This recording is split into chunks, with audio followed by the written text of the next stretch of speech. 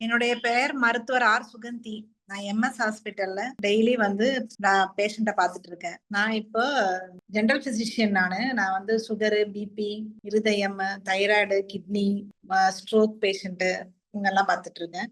அவங்களெல்லாம் பார்க்கறப்ப பார்த்தீங்கன்னா நிறைய பேருக்கு இந்த அல்சர் பிரச்சனை நிறைய இருக்கும். ஜிஆர்டி இந்த பிரச்சனையும் நிறைய இருக்கும். ஸோ அதை பத்தி இப்ப நம்ம சில விஷயத்த நான் வந்து இங்க ஷேர் பண்றேன். ஜிஆர்டின்ல இருக்கிறவங்களுக்கு தூக்கத்தின் தரம் மற்றும் ஆரோக்கியத்தால் பாதிப்பு. ஃபர்ஸ்ட் நம்ம ஆசிட் ரிஃப்ளெக்ஸ் அப்படின்னா என்னன்றதை பார்த்துப்போம். ஆசிட் ரிஃப்ளெக்ஸ் என்பது வயிற்றில் உள்ள அமிலம் உணவினால் மீண்டும் மூக்கு நாற்காலிக்கு செல்லும் பொழுது ஏற்படும், சில நேரங்களில் ஏற்படுமானால் இயற்கையாக கருதப்படுகிறது. ஆனால் இது திரும்பி திரும்பி அடிக்கடி அந்த வயிறுல இருந்து வாய்க்கு வரும்பொழுது நமக்கு ஆசிட் வந்து வர மாதிரி இருக்கு.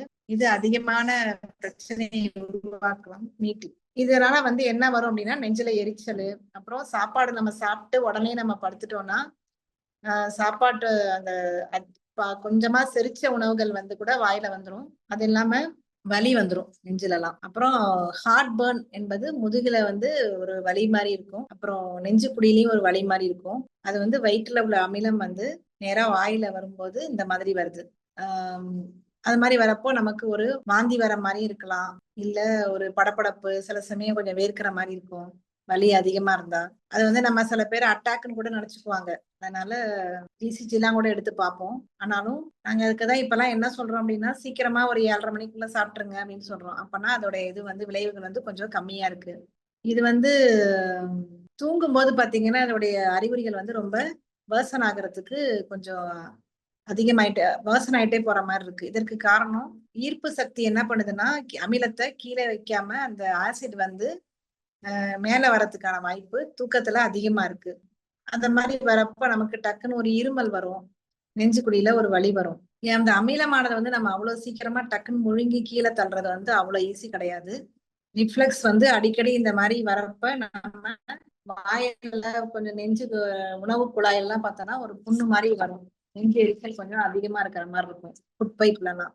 அதனால என்ன பண்ணுதுன்னா தூக்கத்தோட தன்மை வந்து கண்டிப்பா குறைஞ்சிரும். ஒழுங்கா தூங்கலன்னா என்ன ஆகும், காலைல எழுந்தோன்னா உடல் சோர்வு, தலைவலி எல்லாமே வரும்.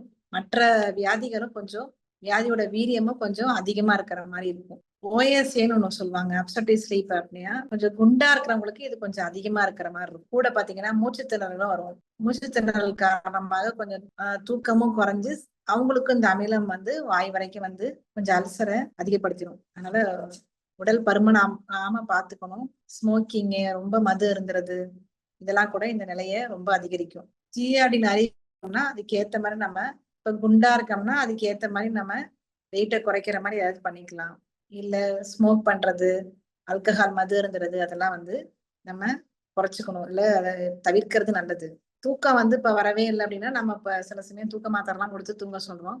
ஆனாலுமே ரொம்ப காரமா கொஞ்சம் மசாலாவா லேட்டா சாப்பிடுறப்ப இந்த மாதிரி ஒரு அதிகமா இந்த ஜிஆர்டி அறிகுறி வந்து அதிகமா இருக்கு. வேற ஜிஆர்டிய வந்து எப்படி அறிகுறிகளை எப்படி குறைக்கிறது அப்படின்னா நல்ல தூக்கத்தை, நான் முதலே சொன்னோம்னா நல்ல தூக்கத்தை, தூக்கம் நல்லா வர மாதிரி பாத்துக்கணும்.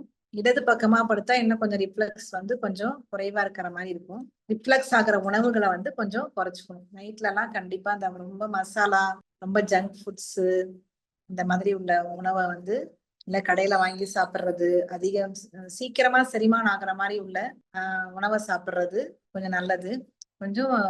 கொஞ்சம் தலையணையை கொஞ்சம் உயர்த்தி வச்சுக்கலாம். ரொம்பலாம் உயர்த்தி வைக்க முடியாது. அப்புறம் கழுத்து எலும்பு தேய்மானம் அதிகமாயிடும். அதால வேற மயக்கம் வந்துடும். தூக்கத்தை மேம்படுத்துவதற்கான எல்லாமே பண்ணிக்கலாம். டெய்லி ஏதாவது ஒரு உடற்பயிற்சி, இல்ல வாக்கிங் போலாம், இல்ல யோகா பண்ணலாம், இல்ல மெடிடேஷன்.